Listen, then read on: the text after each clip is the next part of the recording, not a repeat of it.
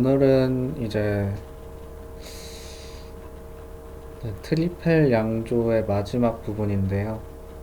트리펠 양조 중에서 이제 발효랑 병입이랑 후발효 이렇게 남겨두고 있는데, 그거랑 같이 보면서 효모에 대해서 좀 더 이야기를 하고 싶어서 효모에 대한 이야기를 또 가져왔습니다. 어,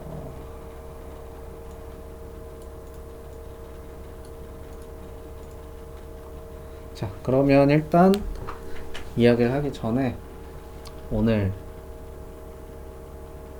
이야기와 함께할 맥주 준비했는데요. 어, 이거는 제가 도쿄 여행을 최근에 다녀왔는데 거기서 사온 우추브루잉의 모멘트라는 맥주와 얼스라는 맥주를 가져왔습니다. 모멘트라는 맥주는 더블 IPA이고요. 아마 뉴잉글랜드 IPA 쪽에 속할 겁니다. 페이지 IPA고, 그리고 홉은 모자익, 심코, 크라이오 심코, 인코그니토 모자익이라는 홉을 사용했다고 합니다. 인코그니토 모자익이 뭐지? 모자익인데 가명 모자익인 건가요? 뭐 아무튼 이름만 딱 들었을 때는 이제 되게 호피하다라는 느낌을 확실히 줄 수 있게끔 크라이오 심코까지 사용했는데요. 크라이오 심코는 이제 그거죠. 크라이오 홉이라는 게 아마 야키마벨리 쪽에서 사용하는 용어로 알고 있는데, 홉에는 이제 홉이 되게 이렇게 솔방울처럼 생겼는데, 솔방울 잎을 들어 올리면 그 안에 루플린 샘이라는 게 존재합니다.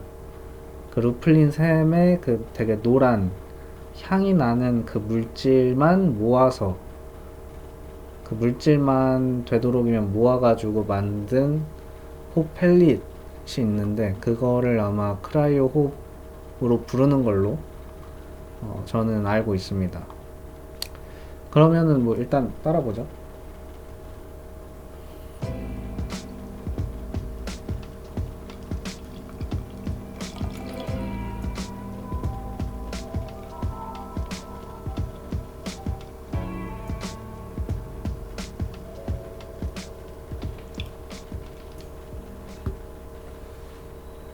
우선 외관은 정말 오렌지 빛이 나고요. 와, 이거는 거의 음,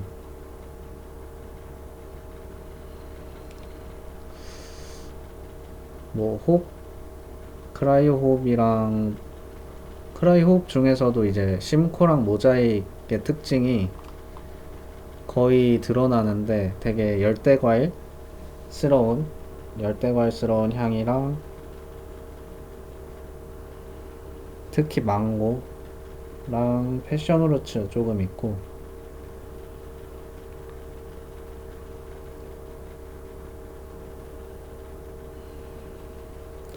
살짝 그 두리안 같은 거에 쿰쿰한 냄새도 살짝 풍기긴 합니다. 원래 그 향이 과다해질수록 좀 더 그 뭐라고 해야 되죠? 그 썩기 직전에 과일 향이 나는데, 그게 안 좋다는 게 아니라 어, 그만큼 이 향기 물질들이 이 맥주 안에 잘 녹아들어 있는 것 같습니다.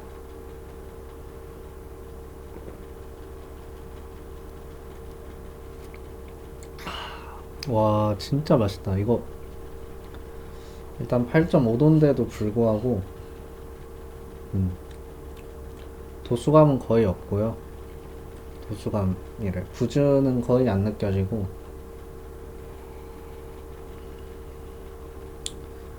기분 좋은 과일 향이 계속 나고 있습니다.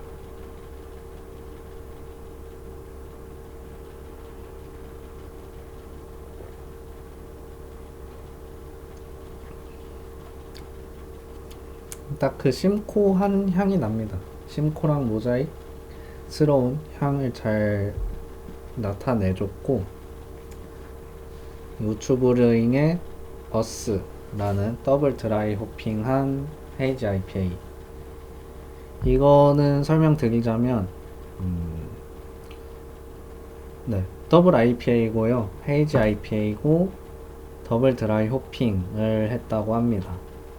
들어간 호불호는 이제 시트라, 넥타론, 피차린, 라카오. 피차린이라는 건 또 처음 들어보는데, 아무래도 뉴질랜드 호 위주로 사용이 된 것 같고, 그러면은 되게 쓴맛은 절제시키고, 들어간 거 보니까 또 넥타론이랑 피차린이라는 게 들어갔다 보니까, 라카오도 심지어 이 세 개 다 핵과류 향을 중점적으로 내는 걸로 알고 있는데, 네, 뭐 일단 얘도 따서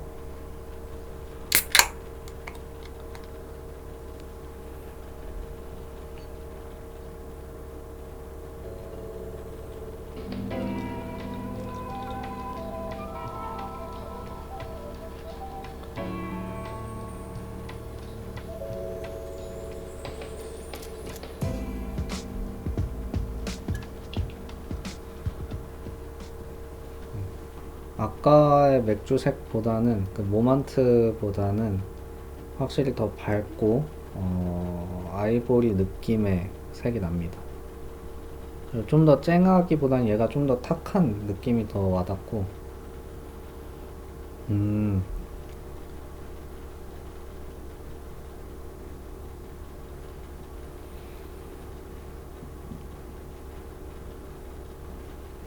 향도 복숭아랑 살구 계열의 그런 핵과류 향이 확실히 튑니다.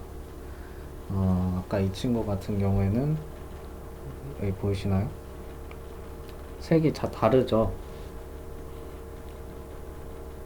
둘 다 헤이지하지만 얘가 훨씬 탁하고 훨씬 연합니다. 색은. 맛에서 이제 당연히 핵과류 향이 나고 거기서 시트라 홉이 살짝 튀네요. 시트라 홉의 그 특징적인 요소들이 있고 그리고 부주가 살짝 있습니다. 이거는 그 모멘트 먹었을 때보다는 부주가 좀 있고 음, 살짝 흙내도 살짝 있고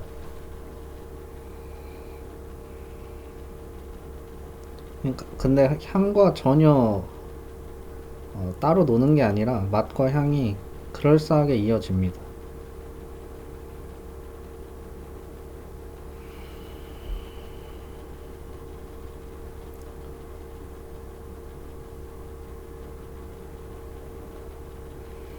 그 라카오만의 몽글몽글한 향도 느껴지고 네. 이제 얘네들은 여기 두고 제가 설명을 하면서 조금씩 야금야금 먹도록 하겠습니다. 네, 맥주에는 빠질 수 없는 필수 재료가 존재합니다.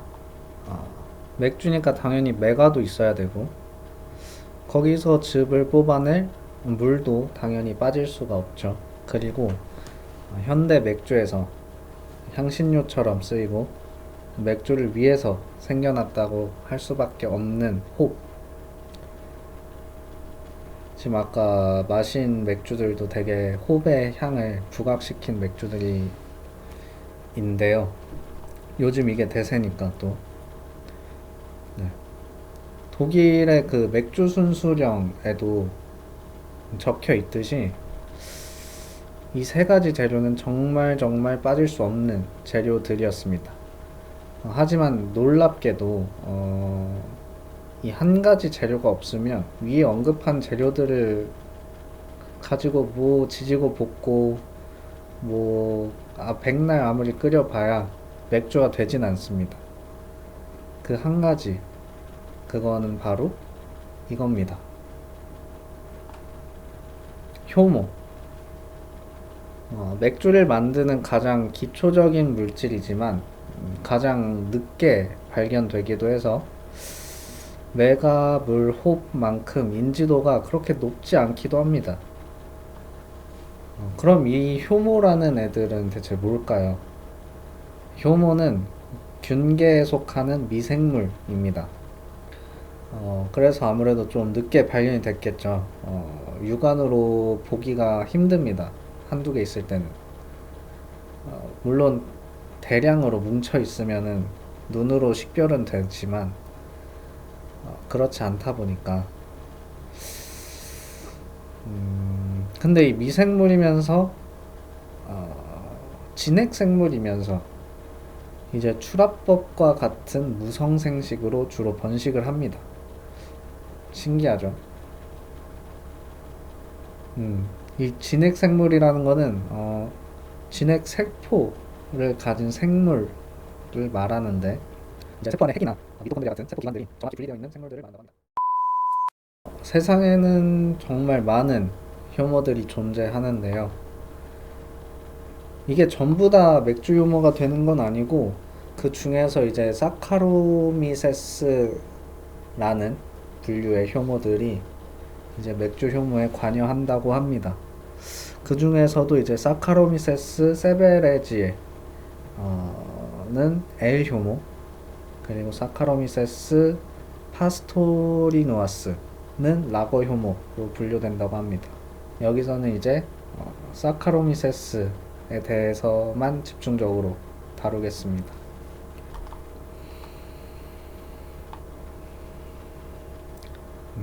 사카로미세스, 설탕을 뜻하는 사카론과 균을 뜻하는 미세스를 합성한 단어라고 합니다.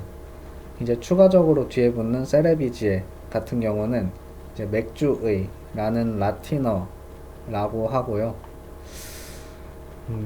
이 효모를 처음으로 발견한 사람은 이제 미생물학의 아버지라고도 불리우는 네덜란드의 안토니 판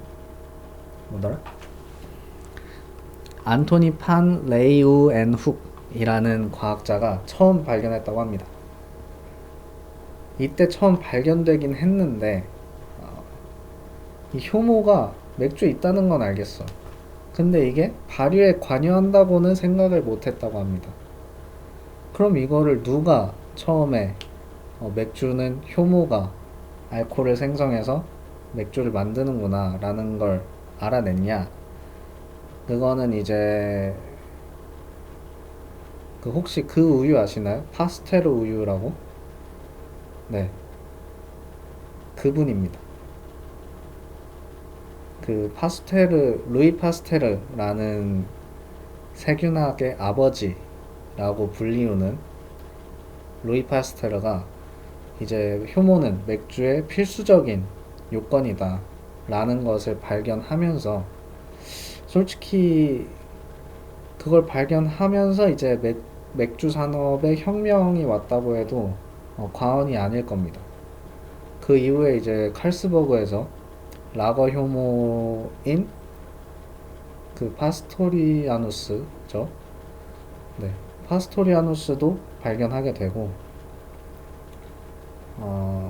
그 이외에 발효에 안 좋은 영향을 끼치는 잡균이라던가 그리고 또 세균 이런 것들에 대한 지식이 전파되면서 좀 더 안전하고 깔끔한 맛의 양조가 이루어지고 또 대량으로 생성할 수도 있겠죠. 그렇게 되면 그렇게 되면서 이제 맥주 산업이 점점 발전했다라고 생각합니다.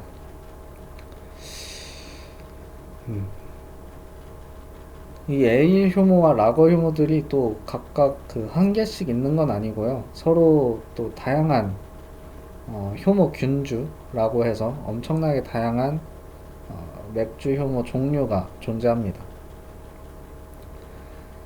그리고 이 효모들의 종류에 따라서 맥주의 몰티한 맛을 끌어올린다든지 그리고 프루티함을 올려준다든지 아니면 특색이 있는 향을 극대화시키거나 아니면 완전히 죽여버리는 깔끔한 맛을 내준다던가 그런 것과 같이 맥주 스타일에 따라서 각각 다른 균주를 활용할 수 있다고도 합니다.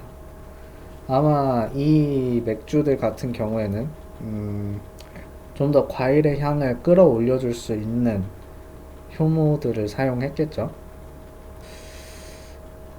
그 맥주의 가장 큰 분류로는 여러분들도 잘 아시다시피 효모의 특성에 따라 나뉘게 됩니다. 라거와 에일인데요. 이들은 맥주의 스타일이라기보다는 사실 발효의 진행 방식과 더 연관이 깊습니다. 에일은 효모가 맥주 위에서 떠다니는 상면 발효로 진행이 되는데, 효모들이 위에서 발효가 될 수 있는 이유는 간단하게 발효 과정에서 생성되는 그 이산화탄소가 있죠. 그 이산화탄소가 물 속에 있으니까 이산화탄소가 물 위로 떠오르는데, 그때 효모가 달라붙습니다. 이산화탄소에. 그렇게 붙으면서 효모도 위에 떠오르기 때문에 상면 발효가 진행이 되는 거고요. 반대로 뭐 라거 효모는 그렇지 않기 때문에 대부분 맥즙 아래에서 발효가 진행되는 하면 발효의 형태가 되는 겁니다. 그리고 또 다른 차이점으로는 이제 라거 효모는 멜리바이오스라는 당을 분해시킬 수 있고, 에일 효모는 대부분 라거 효모에 비해 더 많은 에스테르를 발효 과정에서 생성시킨다는 것입니다. 모든 에일이 에스테르를 많이 내뿜는 게 아니라 에일도 충분히 켈시나 알트비어처럼 소위 말하는 라거스러운 깔끔하고 청량한 맛을 낼 수도 있습니다. 그렇기 때문에 이제 에일과 라거를 스타일이라고 부르는 거는 좀 너무 과대로 이제 하는 게 아닌가.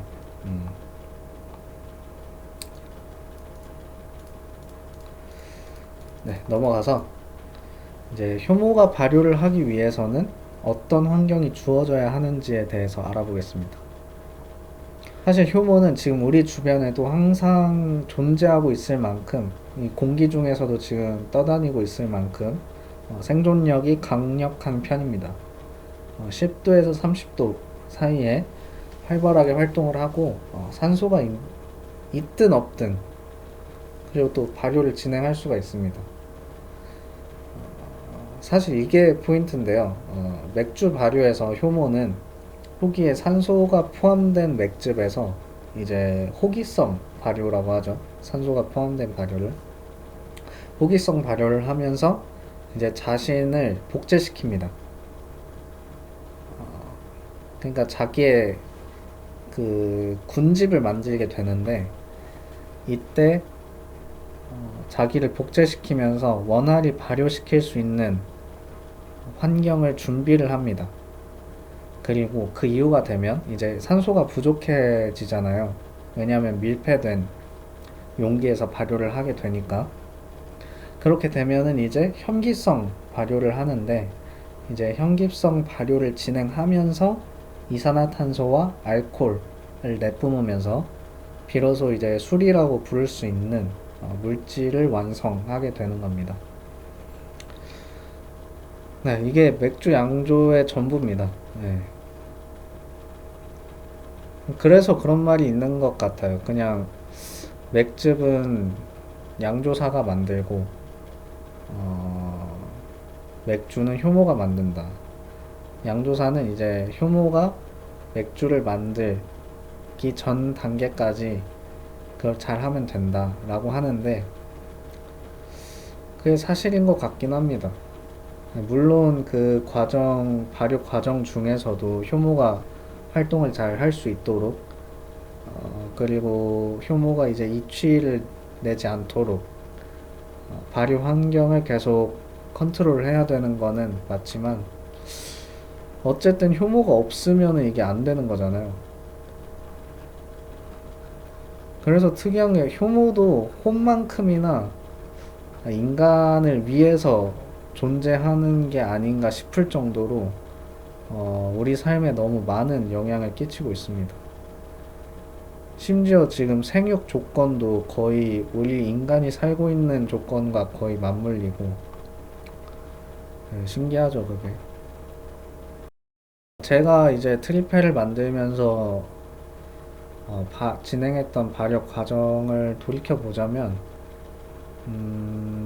이스트 피칭은 한 25도에서 했고, 29도까지 이제 전기장판을 주변에 둘러가지고 29도까지 올려서 효모의 증식을 활발히 할 수 있도록 일단 도왔고, 그리고 점차 식히면서 이제 또 실온인 23에서 25도 사이에서 한 3주? 다시 볼게요. 한 24일 정도 발효를 진행했습니다. 이게 아무리 그래도 트리펠이다 보니까 발효 기간을 좀 많이 가져갔긴 했는데, 네. 그리고 이제 일주일간 숙성 단계죠. 숙성을 오래 시키진 않았는데 그래도 온도가 낮은 상태에서 숙성을 시켜야 돼가지고 통을 옮겨서 이제 10도 정도 되도록 얼음을 계속 교체해 가면서 이제 일주일 정도, 네, 숙성을 시켜줬습니다. 이거는 이제 효모의 그 발효 활동은 거의 끝났다고 보는데, 이제 효모가 살기 어려운 환경을 또 부여하면서 좀 더 에스테르를 뽑기 위한 그런 것도 있었고요. 네, 그렇게 발효를 마치고 CO2 레벨을 한 3 정도로 맞춰서 프라이밍 해주고 또 병입하고, 그리고 또 한 30일 정도, 이게 냉장고에 지금 들어간 지 얼마 안 됐습니다. 30일 정도 실온에서 후발효랑 숙성 좀 더 하고 지금 냉장고에서 아직 숙성 중입니다. 이게 아무래도 도수가 11도기도 하고 점도도 높고, 네, 처음 만들어 보긴 했는데 트리펠이다 보니까 좀 특수성을 고려해서 발효랑 숙성을 좀 길게 빼고 있습니다. 저도 아직 어떻게 나올지는 아직, 네, 모르기도 하고 좀 기대가 되고 있긴 한데, 네, 나오게 되면 또 영상으로 공유할 수 있도록 해보겠습니다. 아마 그 전에 뉴잉 만든 영상이랑 뉴잉을, 뉴잉글랜드라기보단 헤이지 IPA에 가까운데 뭐 아무튼, 네, 그 리뷰가 올라올 것 같습니다. 그러면 또 재밌게는 아니겠지만, 네, 봐주셔서 감사하고요.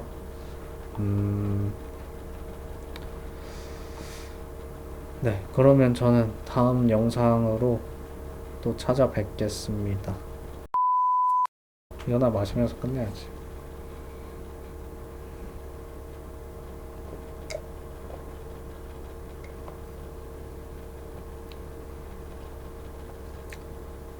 응? 이거가 모먼트 아니었나?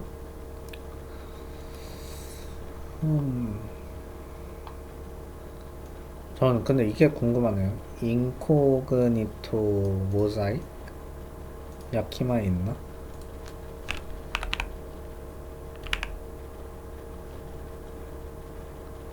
헐, 있네? 인코그니토라는 거는 이제 홉 추출물, 그러니까 식물 상태가 아니라 홉의 그 성분을 추출하는 성분만 사용을 한 것 같습니다. 네. 크라이오심코는 어떻게 보면 그래도 홉 추출물보다는 그냥 홉의 그 원형에 가까운 제품인데, 인코그니토는 이제 출출물에 가까운 네, 그런 것 같네요. 그러니까 이 모먼트는 모자이크와 심코 이 두 가지 홉을 활용한 더블 IPA였고요. 이건 뭐야? 이거는 이제 시트라 넥타론 피차린 라카오.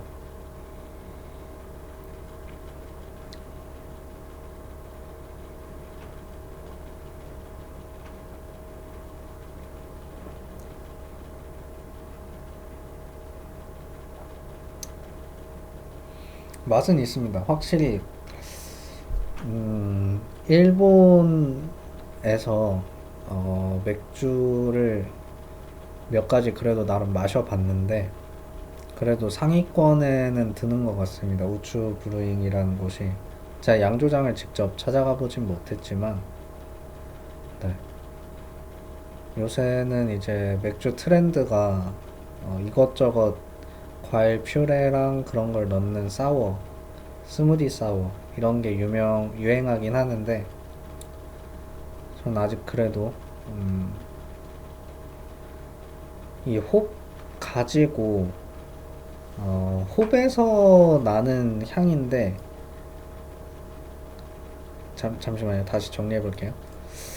음,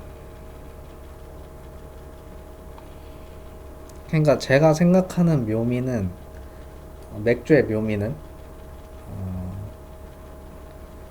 분명 맥주에 이게 안 들어갔는데 왜 어떻게 해서 이 내가 생각한 이 재료의 향이 나는 거지?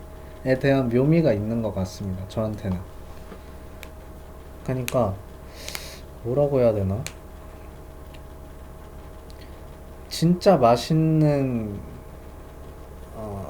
헤이지 IPA 같은 경우에 솔직히 과일 먹을 때도 이게 제가 생각을 하잖아요. 그 맛있게 먹은 과일, 복숭아를 예를 들면 내가 옛날에 먹었던 그 최상급의 복숭아 맛과 향이 있어. 근데 그거를 복숭아를 직접 사서 먹으면 아마 그 맛이 안 날 겁니다. 왜 그러냐면 제 상상 속에 있는 복숭아 맛이거든요. 그게. 그러니까 차라리 복숭아 향 젤리나 복숭아 향 음료나 그런 게 복숭아 향을 더 잘 나타내 준다라고 생각을 합니다. 상상 속의 복숭아 향을. 그러니까 그 복숭아 향 음료들 뭐 다른 제품들이 실제 복숭아 향을 낸다라고 생각해 보세요. 그러면은 아마 맛이 없을걸요.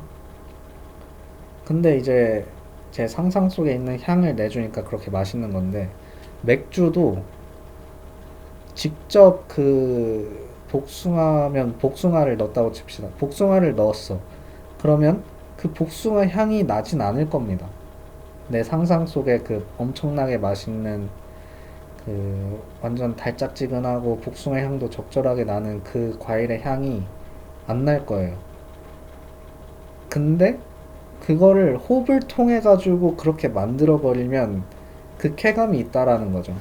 임페리얼 스타우트 같은 걸로도 예를 들면 뭐 요새는 카카오도 넣고 커피도 넣고 뭐 코코넛도 넣고 바닐라 향을 내기 위해서 오크통 숙성도 시키고 하긴 하지만 오크통은 좀 뺄게요. 그거는 이제 바닐라 향을 내기 위한 그거니까 그거 빼고 커피 넣고 이제 카카오 넣고 하지만 그 내가 생각하는 그 초콜릿 향과 내가 생각하는 커피 향을 그냥 꿀꺽꿀꺽 마실 수 있으면서도 내가 생각하는 그 맛을 내주는 음료가 있다? 그거는 전 흔치 않다고 봅니다. 그러니까 실제로 카카오랑 커피를 넣으면 그 맛이 날 수도 있겠죠. 근데 그걸 넣지 않았는데도 내가 생각하는 맛이 여기서 나는 거니까 그거에 대한 쾌감이 있다고 생각을 합니다. 저는 항상. 그래서 좀 정통파는 아니지만 언제나 좀 새로운 걸 추구하기도 하고 그냥 전 그게 재밌는 거예요. 좀 연금술 같다고 해야 되나? 좀 조향사가 된 기분 같다고 해야 되나?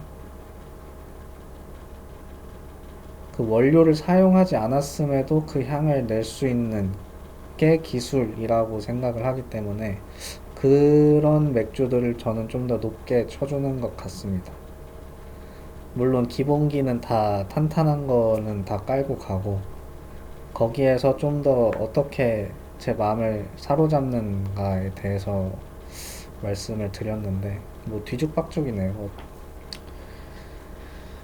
아무튼 이렇게 오늘은 효무에 대해서 알아봤는데요. 음, 저는 나름 재밌었는데 여러분들은 또 어떻게 느껴질지는 모르겠지만 그냥 켜놓고 할 거 하시면서 그냥 아 이런 애가 이렇게 이렇게 떠드는구나 이 정도로만 들어주셔도 될 것 같습니다.